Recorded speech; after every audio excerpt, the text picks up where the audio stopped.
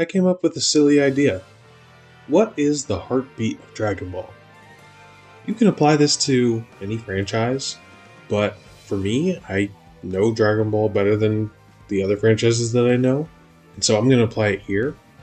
This is a very unserious, very silly, not non-scientific look at the franchise, and even then, it's a very small scope of the franchise because the idea behind this is I'm going to look at the 5 anime series that exist for Dragon Ball between Dragon Ball Z, Dragon Ball GT, Dragon Ball Super, and Dragon Ball Daima, and give a analysis of my take of what each of those series bring to the table in terms of what brings people interest into Dragon Ball. I have 2 main categories that I'm looking at this in, and again, this is very much my opinion. This is not scientific, but the 2 categories are commercial appeal and artistic appeal. And one may have more commercial appeal than artistic appeal, and the other may have more of artistic appeal than commercial. It's all my opinion, and I don't think that they're weighted equally either. I think, obviously, commercial appeal, personally, after thinking about this for a while, I do think commercial appeal has a bigger weight in terms of bringing eyes to the franchise. But that's the idea behind this video. What is the heartbeat of Dragon Ball? And, in a roundabout way, what is the commercial appeal and artistic appeal of each of the series? So, with all that said, let's get started. I will start at the top and work my way down because I think it might be... let's just get the controversy out of the way. I think Dragon Ball Z... And I will also preface this by saying I speak for America, and I don't speak for America, but I'm speaking my opinion as an American, and I'm basing this idea in terms of America. I know Japan is different. I know Europe will see things differently. I know South America and all the other places will see things differently. But within America, I think Dragon Ball Z still holds the highest regard in being the heartbeat of Dragon Ball. It is the thing people think about when it comes to Dragon Ball, especially if they don't know Dragon Ball. You go to someone on the street or someone at the mall or whatever, and you say anything Dragon Ball, if they even have a slight memory of what it is from when they were young or whatever, especially if they're like casual or just not a nerd or anime fan or anything like that, they'll say, "Oh, Dragon Ball Z." That's the first thing out of their mouths. It was so ubiquitous back then for just such a large section of kids and teens and people growing up that I would say Z is still number 1 in that regard. I think it has more commercial appeal even than Super, and more so than the other anime series as well. And then for artistic appeal, I think I'm not going to say it has the most artistic appeal compared to all of the series there, but I think it's got enough that it lends it to being in the top spot. I can't see any of the other series being above it, and because of that, eyes are still drawn to Dragon Ball to this day. It's still popular, and I think that's largely because of Z. And I know that it will be different in different countries, and I said that at the beginning, but I do also feel like that Z is big enough around the world that you could probably say this for other places too, to be honest. I think, to round this out, Z I put at number 1. For number 2, I have to put Super. I think that the commercial appeal for Dragon Ball Super is close, if not equal, to Z. The only reason I don't quite say equal, though, is because there's not as much of Super as there is Z. Z has way more episodes, it has way more movies, it spans for multiple decades. It's got that old school look, which can be kind of intriguing to some people because it's from the 80s and 90s. But then there's also people that want to reanimate it, including people that actually work on the show themselves, which is why they keep showing it through flashbacks, reanimated, or Kai, or whatever. But the other thing that Z had going for it is it's based off of the actual manga Dragon Ball. So that also is why the artistic appeal is so much higher for Z. Whereas for Super, things have changed. It's a lot more corporate, a lot more people, a lot more chefs in the kitchen, so to speak. The decisions are not as close to being solely one person's as they were back in the day when Super came around. So the artistic appeal is it's lower. I'll just say it's lower. I'm not going to rank them or give them like a number, but I would say it's lower. But the commercial appeal is high. It's very high for Super, obviously. I mean, it's the newest thing. People are always talking about it. A lot of kids haven't even seen Z. And it's funny that, I say that, but I still say the commercial appeal for Z is high. I think even though they haven't seen Z, the hype moments of Z are what carries Z for the people who haven't seen Z. But that's why there's the commercial appeal aspect of it. Like the commercial appeal aspect of this is like the games as well as the movies, all the merchandise, like even just like t-shirts and different things that they show off, or the tie-ins, like how Fortnite and Minecraft has started incorporating Dragon Ball related things. Z is still the number one thing that the commercial appeal goes to in the Dragon Ball franchise. And so Super is close because that is like the next thing. There's so many UI Gokus and different things now running around, or Super Saiyan God Super Saiyans, or Beerus, or Dragon Ball Super Broly, Beast Gohan. Like all of those things contribute to the commercial appeal aspect.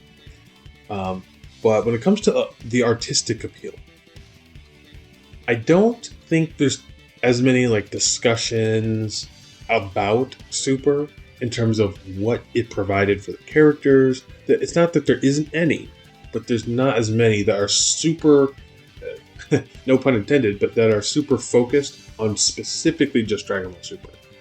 Whereas for Z, even if they're not focused on Z specifically, which I think a lot of them are, but even when they're not, you have to use Z as the reference or as a base, because that's where so much of the story happens. So yeah, I'd say artistic appeal is lower, to the point that even though the commercial appeal is nearing around the same as Z, I can't put Super above Z in terms of the heartbeat of the Dragon Ball franchise. Okay, so number 3, right? If you are going along with this idea that I had, you probably are thinking to yourself, well, what's going to go in number 3? Dragon Ball, OG Dragon Ball, or GT? And I wrestled with this for a long time. I couldn't make a decision immediately. I wanted to say Dragon Ball because the artistic appeal of Dragon Ball is very high.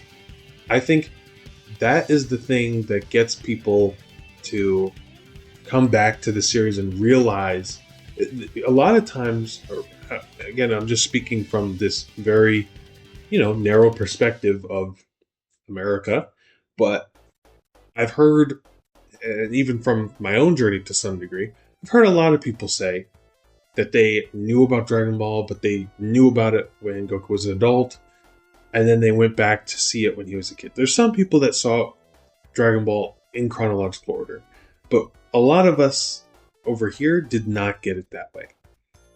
And, we were kids at the time. It wasn't like we chose to make it that way, but that was how it was.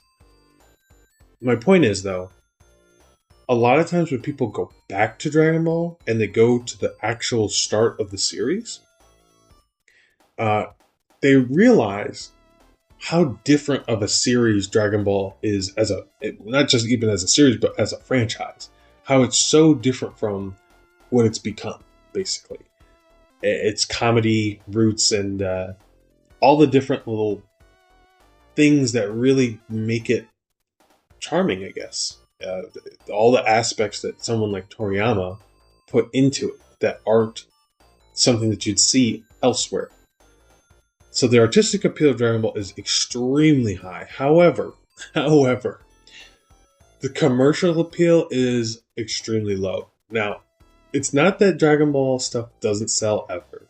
People like their Dragon Ball, trinkets and toys and figures and merchandise. But there's still this aspect of like the official corporations don't choose to use it. And I think that, when you think about the fact that the official corporations don't use it, and then the kids don't really watch OG Dragon Ball because it's from like the 80s or whatever, some of the humor might be a little too either silly or, whatever. And it's not like hype moments of people getting super angry and their hair glowing and electricity firing out of them and whatnot. I think people do not care too much about Dragon Ball commercially as much as they do GT, which is crazy to say because I know GT has a bad reputation, but really the commercial aspect of GT holds it up so much higher than the artistic one. The artistic one, I think it's there. If I had to give a comparison, I would say it's around the same level as Super. It's around that same level artistically. Because, both are sequel series. They both feel very just, we're continuing because we want to do something. And, there's a little bit of money involved. Especially with the... Anyways, we're not going to go into that. But what I'm trying to say is with GT, the Super Saiyan 4s are what holds up the commercial appeal heavily. I think Omega Shenron has a part of that as well. He was an end boss for video games for like over a decade, maybe 2 decades. It was a long time before we got someone else. And, it made sense. He was just the last thing to come out from officially produced Dragon Ball for a long time. At least in the chronological order of the world that they're in. But, a lot of the commercial aspect of GT is held up by the first Super Saiyan 4 transformation, the Super Saiyan 4 design in its entirety, and Super Saiyan 4 Gogeta. Those 3 things, like Super Saiyan 4 Vegeta has commercial appeal, of course, but it's less so. It's like if you had to tier them, Z tier at the top would be SS4 Goku and SS4 Gogeta, and then maybe S tier right underneath would be SS4 Vegeta. And then Trunks, Pan, Giru, Baby, Vegeta, Rildo, all the other characters that just kind of go down the list. Omega is like right in that SS4 Vegeta, maybe one under him kind of spot. But the Universal Spirit Bomb, all of these things, Oob, Majub, all these different things kind of are lower on the list, but they have some levels of commercial appeal. It's not a 0 for them. It's just not as high. But as I'm talking it out, I originally put GT above Dragon Ball because the commercial appeal was higher. But as I'm talking it out, I really do feel like the artistic appeal of Dragon Ball could put it over GT in terms of what is the heartbeat of Dragon Ball, ranking the heartbeat of Dragon Ball. I would say OG Dragon Ball is probably over GT because the artistic appeal is so high. It brings people back in a way that it lets them see what someone like Toriyama was doing. And I know I'm basing this off the anime, it's not the manga, it's not 100% Toriyama, but it's like It's close enough that I think the artistic appeal is high enough that Dragon Ball can be over GT. And then last but not least, we have Daima. Daima, of course, is underneath because it didn't exactly go over too well. It's funny because the thought that comes to mind is that not a lot of people enjoyed Daima, so the appeal is barely even there. And that was kind of my argument for Dragon Ball because of the fact that like kids here aren't really going back to OG Dragon Ball too often. It's not exactly the fact that like the commercial appeal is so low that there's almost no appeal for the artistic side either. But I think it's more fair to rank what for the people that do know of it. What is the level of artistic appeal or commercial appeal in this product? And for Daima, I would say commercial appeal is like it's definitely under GT because GT has the original Super Saiyan 4 look, but it is new Dragon Ball and it also is Super Saiyan 4s. That's really like the commercial appeal of Daima is really Super Saiyan 4. I guess you could also say like different versions of like Goku and Vegeta as kids, and Super Saiyan and Piccolo and some of the other cast as kids. There's a little bit of commercial appeal there, but it's really heavily focused on Goku and Vegeta's Super Saiyan 3 and Super Saiyan 4 for commercial appeal. I wouldn't even say Goma has commercial appeal, personally. Even with his recent release in Dokkan, that was very shocking, and everyone was kind of laughing and happy about how good he is. I would still not consider Goma to have much, if any, commercial appeal, personally. But, even with that said, the artistic appeal of Daima does have some merit there between the character interactions after all these years of interacting with one another right after the Buu Saga, but before Super, and the little funny little anecdotes between the bath scene and Bulma and Vegeta, and just seeing how these characters kind of talk with one another and interact with one another. There is some artistic appeal there, but I don't think it's enough. It's just Daima was always going to be at the bottom. It's very short. The middle drags pretty bad, and the ending is very toy commercial. But even with all that said, it does have a charm to it. But I mean, you can't beat the original or OG Dragon Ball. You can't beat that. And then with GT, even after all these years, I guess I didn't talk about GT's artistic appeal, and that would more so be instead of like character interactions, which is somewhat of it, it's more so the plot of the story with Baby and his revenge against the Saiyans, Omega, and the backfiring of the Dragon Balls, and I guess you could say the loss of Piccolo for Gohan, and seeing characters move on in life. I mean, a lot of Dragon Ball is about progress and moving forward, and one of the best things about GT, non-jokingly and unironically, is how it ends, with everybody moving on, and kind of just like, it's like a closure for the viewer as well.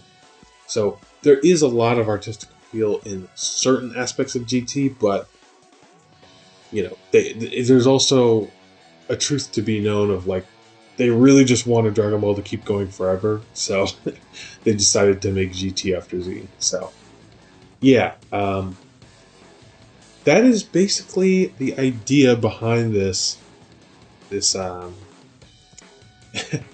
heartbeat video, and I'd be curious to see if anyone's made something like this for a different franchise, or if anyone would make this for a different franchise, because you could apply this to different things. I'd be curious to hear about it from like a Star Wars perspective, between the original trilogy, the prequel trilogy, and the sequel trilogy, how people feel about the artistic appeal and commercial appeal of all the different sections there. But yeah, if you have any other questions or comments, leave them below. And yeah, that's the video. Okay, bye.